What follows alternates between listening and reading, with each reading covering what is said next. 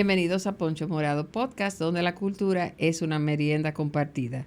Este espacio llega a usted gracias a Chocolate Muné, suavidad, cremosidad y felicidad en cada taza. Estoy como el Chocolate Muné. Feliz de tenerte aquí, Juan José Cid. Bienvenido para hablar de edición. ¿Cómo estás? Estoy muy bien y ahora antojado de una taza de chocolate. Te la traen por ahí. Oye, esta cita que me gustó y la recogí para empezar la conversación contigo, la que agradezco a nuestra querida amiga común Desiree Reyes, que fue que me convenció de que sería una feliz jornada y ya estoy convencida de ello solo al inicio. Dice aquí Juan José, la edición es uno de los pilares esenciales del cine y a menudo se le llama el arte invisible porque su impacto pasa por desapercibido para muchos espectadores. Sin embargo, agrega esta persona, es en la sala de edición donde realmente se define el tono, el ritmo, la emoción de una película. Él sigue, pero prefiero conversar contigo. Tienes una biografía impresionante de películas editadas y en otras funciones dentro de largometrajes y cortos dominicanos para tu corta edad.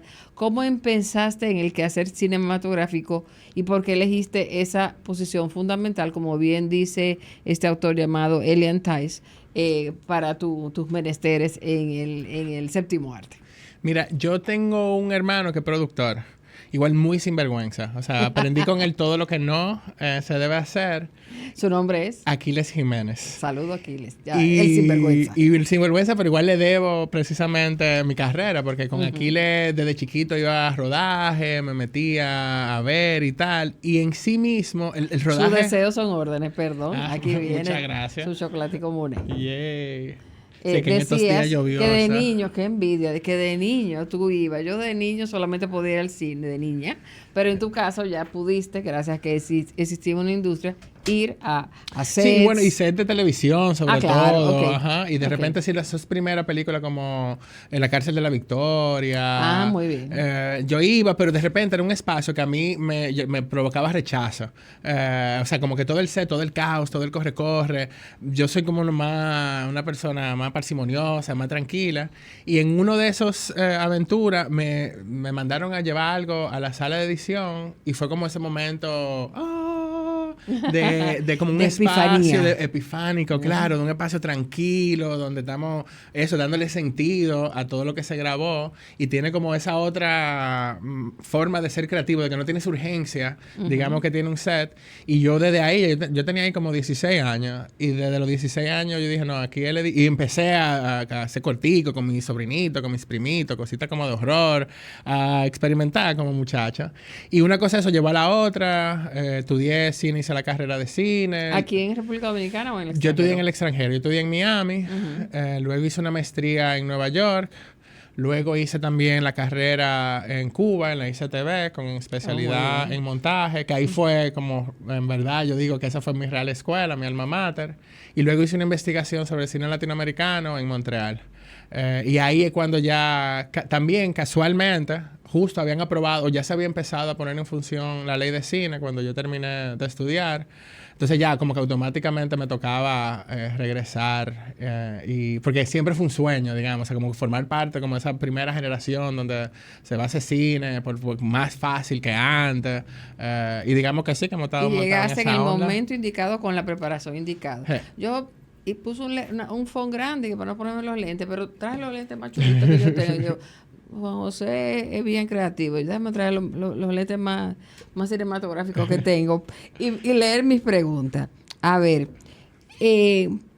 aquí tenemos público de diferentes niveles de instrucción en el cine, gente que conoce mucho, pero también espectadores. Y que traje preguntas para ambos grupos. Para el grupo, digamos, de espectadores, las personas que van a disfrutar el cine sin preocuparse mucho cómo llegó ese producto allí. ¿Qué rol juega la edición en la realización de una película? Bueno, como tú habías mencionado antes, o sea, el montaje y la edición es lo que hace que el cine sea un arte diferente a todos los demás. Hasta ese momento. Que fue además un error casi como un accidente. Porque al principio, cuando se filmaban, eran casi que una sola toma, un solo plano. Estoy hablando de las películas de Lumière. Claro, claro. De esa Cuando época. el cine todavía era mudo. Claro, todavía era mudo, todavía no se había hecho el montaje. Incluso hasta ese momento se pensaba que eso iba a ser una moda pasajera. O sea, como que esto era un invento del momento, que hay tantos otros y dentro de 10 años no iba a inventar otra cosa y no iba a cansar del cine. Y fue casi un accidente montando varios de esos planitos juntos para mandarlo a un cine, que alguien se hizo cuenta, pero si yo junto esto con esto, creo algo nuevo. Entonces ahí, digamos, es que realmente a través de la edición es que se crea ese nuevo lenguaje, esa nueva forma de narrar, que es diferente al teatro, que es diferente... Una nueva forma de arte creativo. Ajá, exacto. Y esos pioneros fueron del lado del cine norteamericano, francés. Sobre todo, igual iba pasando a la par, digamos, sí. que ese desarrollo... Mientras en Los Ángeles estaban Buster Keaton, ahí Charlie todavía, Chaplin, claro. Si de todavía, aquel lado. de aquel lado todavía también en New Jersey, porque todavía no se habían mudado a cierto, Hollywood. cierto. Entonces era, para esa época, como los grandes pioneros, eran eso, en los Estados Unidos, en Francia y los rusos. Digamos que la primera escuela de Por cine supuesto, el montaje y quienes por primera vez teorizaron sobre el montaje fueron los rusos. Sí, sí. Y de ahí vienen y todavía, digamos que mucho todavía de las herramientas que utilizamos hoy en día, fueron ellos que las fueron desarrollando. Y Jimmy Hungría, crítico de cine y amigo, hola Jimmy, si estás oyendo, siempre me oye. Yo confío en eso. Somos muy amiguitos. Estuvo explicando cómo esa etapa del cine de vanguardia ruso, cómo se fueron creando esas nuevas propuestas. Y en tu caso, ya contaste que iniciaste tu carrera en el cine por este amigo, este hermano vagabundo que te fue llevando por un buen sendero. Y nos hablaste de tus estudios y por qué elegiste la edición como el elemento de esta obra colegiado donde entendiste que podrías hacer... sí, bueno, y hay otras cualidades. Por ejemplo, a mí me encanta darle sentido, provocar orden en el medio del caos. Por ejemplo, yo también tengo una carrera política como activista y siento que hay como una línea muy similar. La vocación personal, política y artística sí, van de la mano. Es de replantear cosas. Sí, exacto, de cuestionar y que el trabajo del editor. O sea, más allá de darle sentido, porque muchas veces... Se graba algo para darle un sentido que luego en montaje se le puede dar otro, se pueden crear unos tantos otros. Entonces también el rol del editor mucho, cuestionar todo, incluso lo que aparentemente está bien. Muy bien. Pero mira qué bien, sí, estuve viendo que eres militante en Opción Democrática y que trabajas con los derechos LGBT, así se pronuncia. Okay.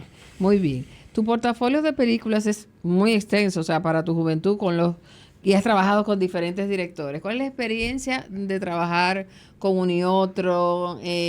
¿Los métodos varían? ¿Te ajustas a la metodología particular que puede tener un director o propones? ¿Cómo va eso? Sí, mira, yo tengo como un estilo muy particular. Y digo particular porque también fue aprendido en la escuela de Cuba. Mis profesores eran argentinos principalmente, los jefes de cátedra. Entonces yo tenía una manera de ver.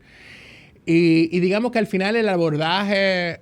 En ficción, sobre todo, es el mismo. Puede ser un musical, que justo... Bueno, el año pasado terminé de editar un musical, mi primer musical... Fue el de Emily, ¿no? Que fue el de Emily, sí. Que fue como un gran... O sea, de chiquitico yo quería... chulo, y pensaba que no se me iba a dar y se me dio. Entonces, fue súper chulo. Pero digamos que el mismo proceso de montaje de Emily, que era un musical, fue el mismo proceso de montaje de, no sé, de Candela, que una película más fragmentada, Aquí estuvieron su los autores. Rey y Faría, y fue un programa chulísimo. Bueno, el Rey estaba a distancia, pero soy muy admiradora del trabajo que todos ustedes lograron juntos. Y sí, ahí la edición también juega un papel en la narrativa muy pero lo que digo que igual eran, o sea, como películas, como lenguaje, eran lenguajes completamente diferentes.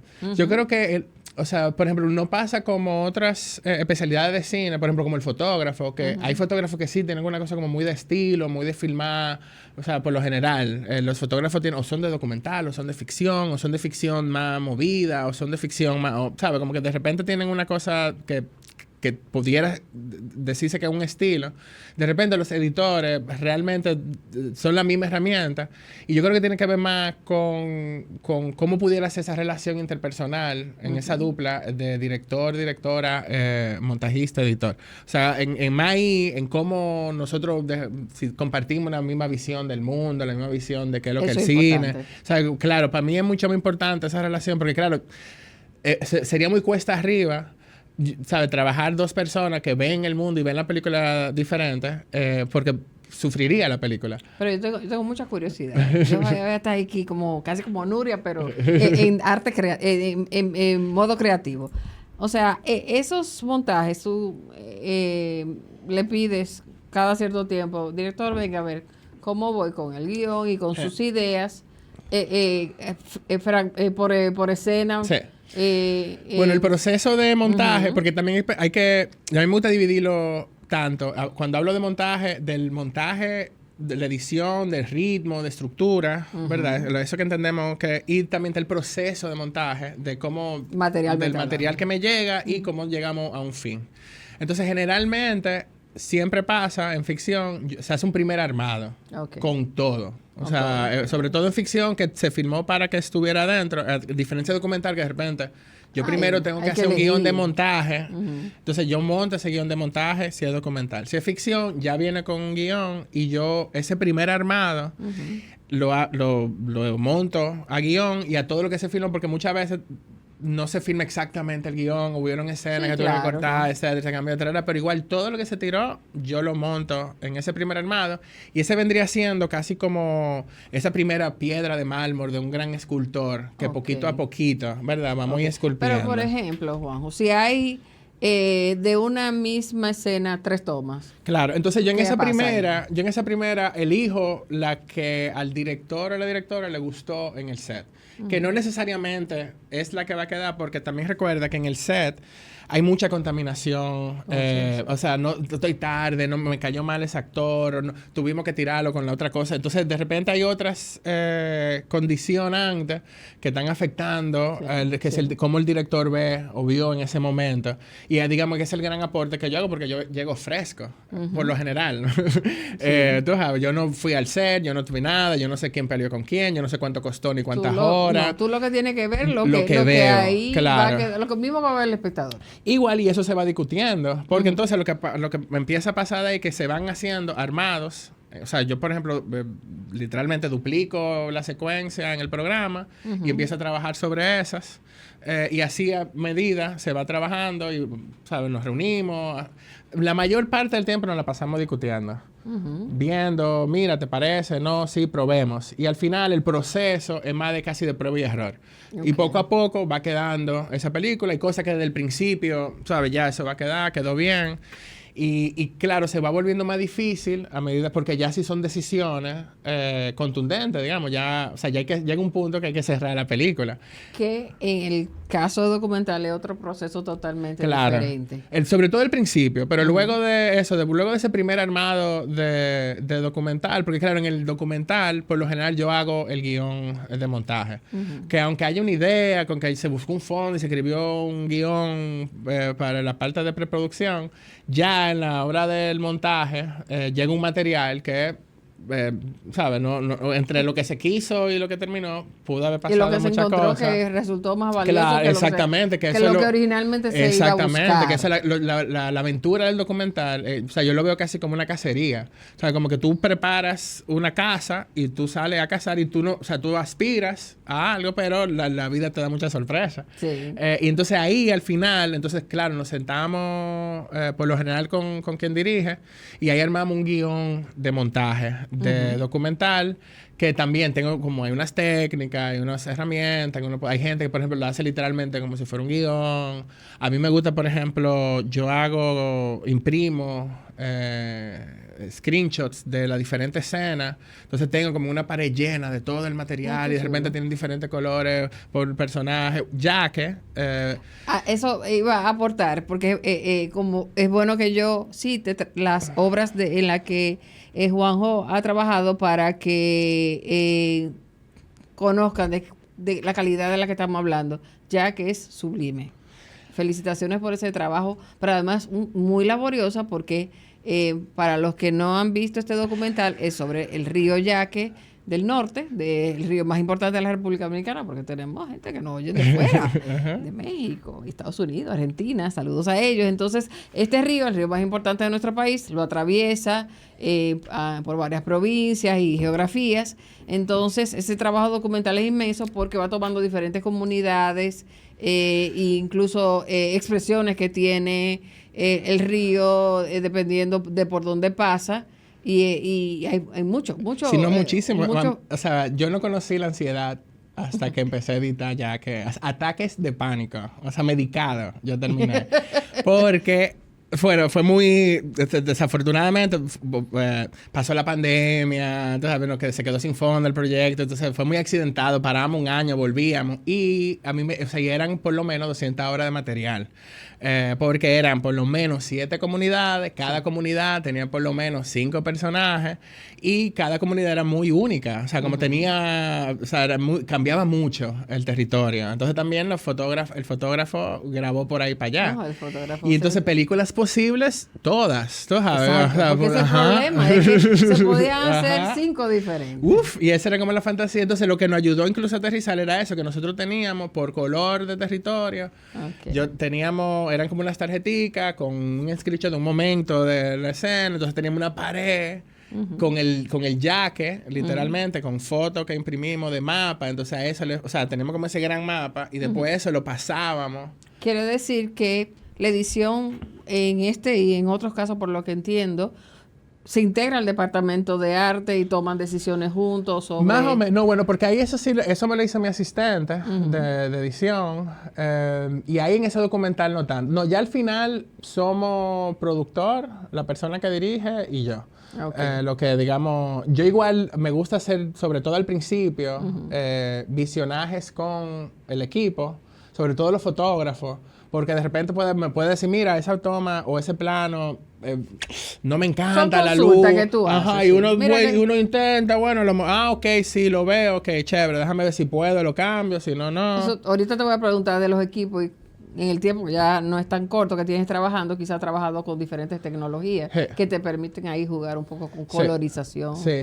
Igual yo pienso que colorización, o sea, de post... Puede hacer cosas como sencillas y sobre todo quien hace la asistencia como para mostrar, para mandar festivales de repente, pero yo solo monto. Ok, entonces si es una película y cítame algún caso, ¿hay algún tema, no sé si en los documentales mismos o en las de ficción, algún tema de efectos especiales, en qué momento ese colaborador trabaja antes o después Claro, entonces cuando yo termino mi proceso, que por eso digo, lo separo mucho, y también al principio de mi carrera era muy como, no, yo no hago eso, porque antes, sobre todo en televisión, y asumo que todavía, no había un editor, sino que había un postproductor. Entonces, la persona que postproducía, editaba, hacía sonido, hacía corrección de color, finalizaba y exportaba. O sea, era como toda la post la hacía una misma persona por un mismo precio. Entonces, yo, sobre todo para diferenciarme del mercado y como también como un poco, mira, hasta aquí es que tú me estás pagando, yo insistí mucho en que, bueno, yo solo edito. Yo puedo hacer cositas y ahora me dio más repito porque la verdad es que los correctores de colores quedan muy bien. Pero eso, igual, donde me siento cómodo en montaje. Y entonces cuando yo termino, y por eso insisto que es muy incómodo ese último momento del montaje, o sea, hay mucha tensión, porque hay que cerrar sí o sí para que puedan empezar los próximos procesos. Porque como no se hacen a la par, o sea, no se hacen, digo, a continuo, sino que yo puedo estar haciendo, y normalmente es así, sonido, la puesta de sonido y la corrección de color y los efectos especiales y la música, todos estos equipos tienen que tener el mismo armado. Entonces, si yo de repente después cambié algo, tengo que hablar con todo ello, desmontar lo que ellos tenían para reemplazar. O sea, es muy pesadilla. No es que no, o sea, me ha pasado, pero siempre ha sido como una locura. Y dime un caso concreto donde haya sido no eso, como ese, el de Yaque. El de Yaque fue fluido, pero por ejemplo en Mili tuvimos cosas que cambiaron después porque de repente el efecto no pasó, musical, entonces tuvimos que, claro, un musical y la música no machaba, tal, entonces teníamos que, y entonces sí, era como pesadilla porque ya el sonidito estaba bien pesado. También Mili tuvo... Es una película grande, pero al mismo tiempo es muy independiente. O sea, de repente no tenía todo el presupuesto que ameritaba. Igual no lo resiente, Pero sí en producción, pon tú que ellos filmaron en 2 años diferentes cosas. O sea, la principal fue como en el 2022, por decir algo, y después la segunda parte, que era como en otras locaciones, que también otra semana, fue como un año después. Entonces eso también provocó, digamos, que errores o que no estaba bien peinadito la post, y entonces después al final, eso... Y bueno, y para evitar eso está la figura del coordinador de postproductor, de postproducción, que una gente, digamos, que diseña el flujo de trabajo y cómo todo tiene que llegar y todo el mundo, bueno, de acuerdo, esas son las fechas, esos son los formatos, que aquí tampoco teníamos. Entonces, la post, el cierre de Mili, no tanto el cierre de montaje, porque todo el montaje fue increíble. La película de Leticia Tono, me encantó trabajar con Leticia, es la primera vez. ¿En cuál estuviste? Con Mili y con Leticia. Ah, Mili es de Leticia. Ajá, Mili es de Leticia. Y, o sea, como que me sorprendió, no sé, como que tiene un estilo de abordar su rol. Era muy partido, o sea, como que era la primera vez, no sé, era como, o sea, no quiero que se sienta como vieja, pero se sentía como una madre, o sea, como que era como súper comprensiva. Ella es una bella persona. Ajá, eso. Hablamos como, de Leticia Tono, era como yo, y una o sea, dama del cine dominicano. incluso cuando si me tenía que echar o algo, o sea, como que si teníamos como un conflicto, que es muy raro, pero a veces pasa, tú sabes, era como la forma en como yo la abordaba, era como tan, no, claro, lo que tú digas, tú sabes, como no, aquí no hay problema. ¿Has trabajado en películas, por ejemplo, en thriller, como El hombre que cuida?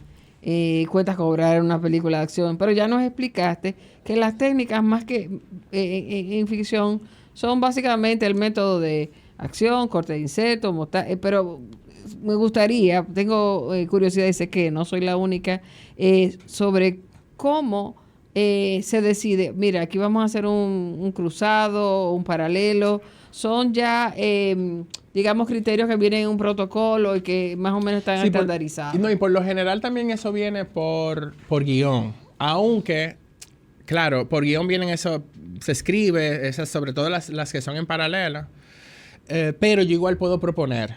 Y digamos que el rol del editor, más que decidir, lo que hace que propone. Porque como no estamos trabajando, o sea, por ejemplo, la diferencia en set es que la decisión que tú tomaste en set ya la grabación, quedó. sí. Aquí yo pudiera... Ya tú tienes unos insumos que claro. es A, B o C. Exacto. Así que, y yo puedo poner C de A, y yo puedo llevarme la B y dejar C, y cortar B, A, B, A, B, A, B, A, B, C. Entonces, a ver, lo que hay que tener precisamente como ese nivel de imaginación de tú decir, bueno, aunque esto se escribió así, a lo mejor, si yo lo pongo al revés, el impacto va a ser más fuerte.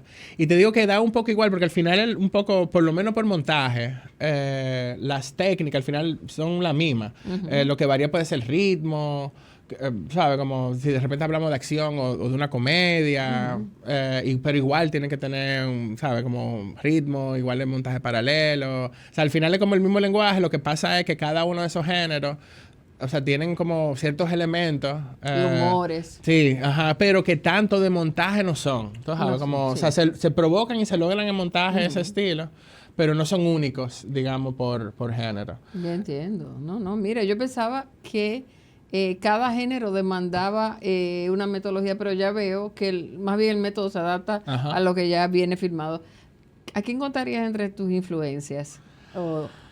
Como cinematográfica, wow. Sí. Bueno, así como de directores, de repente Pedro Almodóvar, o sea, como a mí la gran curiosidad por el cine me la despertó el cine de Pedro, y casualmente, así como yo estaba cambiando canales, y un día me topé con una película de él que sigue siendo mi película favorita de él, que se llama La flor de mi secreto. Ah, no, excelente. Sí. Y esa es como una escritora, está en crisis, su esposo. O sea, y para mí es como melodrama de Pedro por excelencia. Y o sea, te digo que me impactó tanto. Yo ni sabía de quién era. Yo no sé, tenía 13, 14 años. Me quedé ahí pegado a la televisión.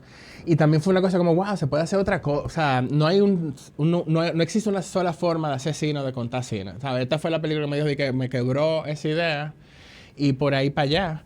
Y te digo que igual soy muy cinéfila. O sea, no sé, como que también muy joven, cuando estaba en ese dilema de... Porque aquí, cuando yo tenía 17 años, que estaba, bueno, ¿para dónde voy a estudiar? La única universidad que ofrecía la carrera en ese momento era la UAS. y me hablaban pestes de en ese momento de la UAS, que incluso de estudiantes, profesores, gente como de la industria. Y lo que sí me recomendaban, no, mejor pásate esos 4 años, o sea, consume mucho cine. Ve cine de todos los países, de toda la época. Y ahí me despertó, digamos, ese amor. Entonces, para tener como influencia, más fácil como que por película, tú pensas, no, mira, en esa película, mírate esta. Te entiendo. Y en tu trabajo en Balse Santo Domingo y Nana, no solamente trabajaste como editor, sino que estuviste involucrado desde la escritura. ¿Cómo fue la experiencia cuando, bueno, tú eras tu propio jefe, ¿verdad? Porque, o no jefe, sino que estabas en esas dos posiciones? Eso me imagino un poquito más de estrés, pero también libertad por el otro lado, el concepto, comprometerlo desde el principio y también consolidarlo al final. Me gustaría escucharlo en tus palabras. Esta película, debo decir que si no la han visto, pueden verlas en la Cinemateca Nacional. Hay una sala para visionados y basta con un correo a José Enrique, una cita, ellos muy amablemente te dicen, vaya, doña Angélica, venga el viernes por la mañana. Voy a ir desde que acabe la feria del libro. Y también me gustaría que hablaras, porque para hacer 2 preguntas a uno, de un corto maravilloso en el que trabajaste, que fue Gretel. Porque les recomiendo mucho verlas, ver estas obras cortas y largas si no la han visto, y qué significó para ti trabajar desde el concepto inicial, la escritura, a allá un poco por la parte de post. Sí, mira, bueno, con Tatiana, porque la película Balse Santo Domingo, de Tatiana Fernández, y nosotros habíamos trabajado antes en Nana, que Nana está en YouTube, lo pueden buscar así, Nana el documental. No lo sabía, ya lo saben. Y es buenísimo. Entonces, claro, esa primera vez que trabajé con Tatiana no venía del cine. Tatiana, donde tenía experiencia, era en fotoperiodismo, había hecho una maestría, y ese mismo documental empezó... bueno, fue su tesis de investigación en una maestría que ella hizo de fotoperiodismo. Entonces, ella hizo primero la investigación sobre el rol de las nanas dominicanas y el porcentaje, y eso ella lo quiso adaptar a cine. Entonces, yo entré como guionista, ya habiendo ella empezado a rodar, y como para darle un sentido claro, tenemos esto que no hace falta para nosotros... Para pasarlo de reportaje periodístico claro, a una cine. pieza más larga, más compleja, con un proceso narrativo, porque claro, era un personaje, era una película coral sobre mujeres que se dedican a cuidar hijos de otras personas, mientras los suyos propios lo dejan al cuidado de sus familiares. Entonces crea esa dicotomía de, tú sabes, las nanas cuidando hijos en casa, sobre todo de gente adinerada, y las abuelas en el campo, tú sabes, criando a los nietos. Y también como esas realidades son muy diferentes. O sea, tiene muchísimas capas. Y fue muy divertido incluso porque el montaje también, o sea, uno se vuelve muy cínico. O sea, al final era, ¿cuál es el llanto que yo quiero provocar en el espectador? Sí, entonces, si le pongo más 2 líneas más... Pues, el editor... El cine es una obra colegiada, pero dentro de esa obra colegiada, esa última pincelada del editor... Sí. Pero lo que voy es que es muy de la mano de... O sea, no es una cosa que yo como, vete, y yo me quedo aquí y peleamos, no, así que tiene que ser, sino como... Porque al final es la película de quien dirige. O sea, es esa voz que yo tengo que saber entender. Y también hacerle entender que, bueno, que esta es la mejor película posible con esa voz que tú quieres decir, porque al final es tu proyecto, tú eres el que lo va a salir a defender. ¿Sabes? Sí, yo soy tu editor, pero precisamente, o sea, yo lo que tengo es que soy como un filtro. Y un intérprete. Claro, de lo que yo tengo y que te lo devuelvo, digamos. Que tú me dices, no, tal cosa. Qué y yo, bonito concepto. O sea, te devuelvo lo que tú me trajiste para cuidarlo como la niña. Exacto. Y es tuyo, y es tu bebé, y es mío también, o sea, es nuestro y tal, pero es tuyo, o sea, ese hijo es tuyo. Y a veces te tengo que hacer entender, mira, ese es tu hijo, a lo mejor no te guste, pero es un hijo... Esa es la maternidad responsable. Exactamente. Y este es el mejor... Pero eso fue lo que tú me trajiste, esto fue el mejor cuidado. Y esto es lo mejor que podemos hacer, que muchas veces, ¿sabes? Como de repente hay obsesiones, o hay mucha inseguridad, o sea, como hay veces que hay directores que, ay, no, eso no sirve, eso no sé cuánto, y como, no, pero lo mejor... Bueno, en Balse Santo Domingo nos pasó que hay una secuencia, que es un prólogo, hermoso, que eso no iba a la película. O sea, Tatiana fue a filmar un encuentro con uno de los muchachos. Él nunca llegó. Estaba esta actividad, que no la quiero spoilear para que la vean. Cuando la vean les sorprenda. Sí. Y ella la grabó porque ella sabía que muy probablemente a mí me iba a gustar. Y que de última podíamos hacer una pieza para mandarla para un museo. Y yo desde que la vi dije, no, Tatiana, esta pieza tiene que ir porque además, o sea, es un buen espejo de lo que pasa el resto de la película. Hay una cosa con la masculinidad, con el arte, con la cosa, y está muy bien tirado. Tatiana, esto tiene que ir, vamos a hacerlo. Y si al final la convencí, también hay muchas estrategias, tú sabes, hay luchas que uno decide no llevarla del principio. ¿Cómo cuáles? Por ejemplo, pasa mucho que hay escenas que yo sé del guión que eso no aporta nada, que eso no va para ningún lado, que la podemos sacar perfectamente porque... Y va a funcionar. Y va a funcionar perfectamente la película sin esa escena, pero de repente... Ay, la directora lo quiso tirar porque la acuerda a su abuelo y un homenaje, o lo que sea, tú sabes. Entonces, claro, yo ese pleito no lo voy a hacer desde el principio. Yo ese pleito lo voy a hacer como en el quinto armado. Te voy a decir como, mira, ¿y qué tú piensas de tal cosa? Sí. Muy bien, muy bien. Claro, porque ya hay un tejido ahí. Claro, ya hay una confianza, ya sabemos. Entonces, hay uno... Porque al final es muy psicológico también, ¿sabes? Como la relación... Eso, si es la primera vez y no nos conocemos, yo me tengo que igual ganar tu confianza. Más allá de que ya hay un voto de confianza en el momento de... Pero... O sea, yo necesito que tú te abras de una manera y eso se ve a medida que vamos trabajando juntos, que se va creando esa empatía, que estamos, o sea, que tú ves que sí, que me importa el proyecto, que lo estoy haciendo bien. Entonces ya ahí no es lo mismo la discusión que tenemos ahí que teníamos, no sé, 2 meses antes. Como que uno se va y se vuelve muy íntimo. Y te digo que yo he tenido casos de que no es que no nos peleamos, pero que, ¿sabes? Como no hubo esa química, que de repente sí pudimos editar. Pero eso vino al final en detrimento de la película, porque como no se llegó como a ese nivel de apertura y cuando digo eso también hablo de permitirse, o sea, porque eso te permite a experimentar más. O sea, como que tú llegas como director a abrirte, a decir, no, está bien, vamos a quitar eso, no pasa nada, y después vemos y si funciona, y si no hace falta. O sea, llegar a ese punto cuesta. Muchas veces, sobre todo los ópera prima. Luego ya se relajan un poquito más. ¿Qué te gustaría en edición o en arte cinematográfico en general hacer que no has hecho todavía? Wow, bueno, una comedia. Todavía no he hecho comedia. Es verdad, tanta comedia que hay aquí. Todas. Bueno, pero ¿qué pasa? Es que también a mí me han, como en este ejercicio, o sea, tu pregunta más anterior sobre los diferentes géneros y tal, es verdad que la gente igual encasilla a los directores por tipo de película.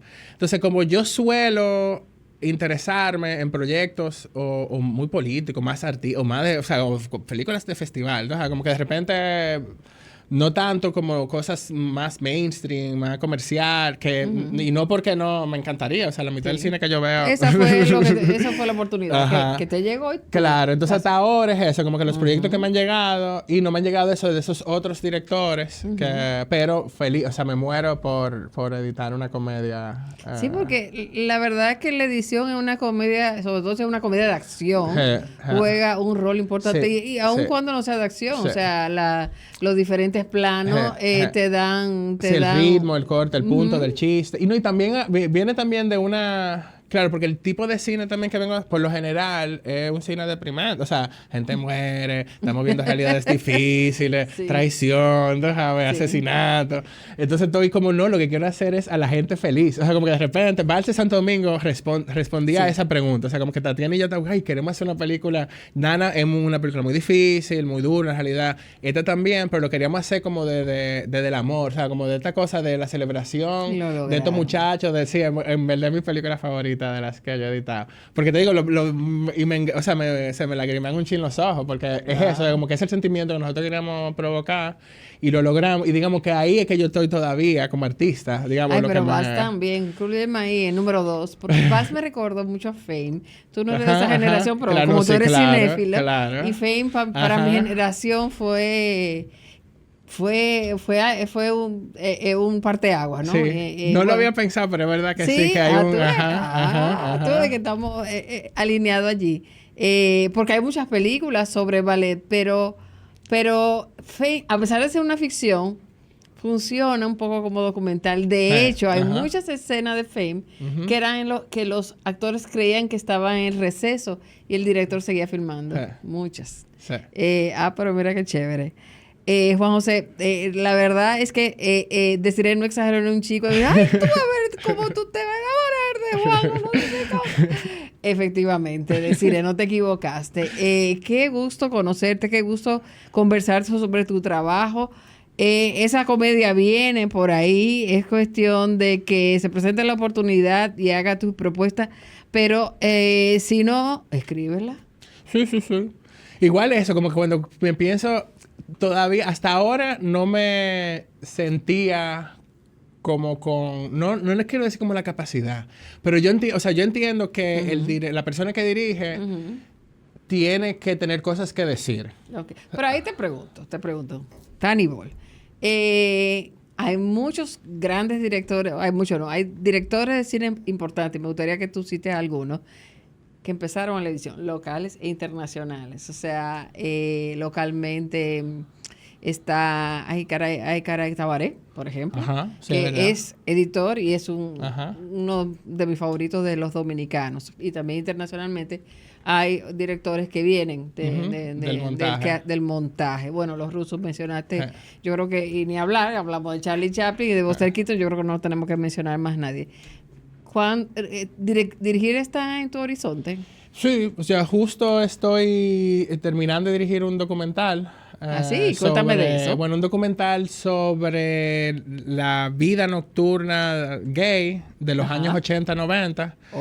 Aquí hubo un gran movimiento a principios de los 80, sobre todo liderado por un grupo de travestis que se llamaban los creadores de imagen. Sí, claro, yo me acuerdo que yo soy de esa generación. Bueno, pues entonces un documental, seguimos a los sobrevivientes ahora de los creadores y de Penthouse y toma, imagino, naturalmente el tema del SIDA, como se vivió en esos años. Y sobre todo porque que es un tema que hay que tratar, que en el cine norteamericano se está tratando mucho, pero aquí es una historia no contada. Sí, o por lo menos no bien contada, porque sí hicieron una película recientemente que, bueno, tengo mis opiniones, sobre todo de cómo quisieron promocionarla. Pero sí, toco ese tema porque precisamente el primer grupo a ver, yo hago este documental porque me entero, a mis casi 10 años siendo activista, de todo este movimiento de donde surge de los 80. Y que por primera vez en mi vida no me sentí solo. O sea, no me sentí pionero. O sea, sabía que, pero de repente me sentí apoyado en el trabajo de otras personas. Yo vivo con VIH. Y yo estoy vivo hoy y llevo una vida normal. Gracias a esa lucha, de esa gente de hace 20 años. O sea, yo soy el sueño de esa generación en vida, digamos. Y yo quiero honrar esa lucha y decirle a otra gente de mi generación en lo que viene, mira, aquí se ha luchado desde hace mucho. No es solamente, tú sabes, lo terrible que nos cuentan. O sea, nosotros sí tenemos una historia.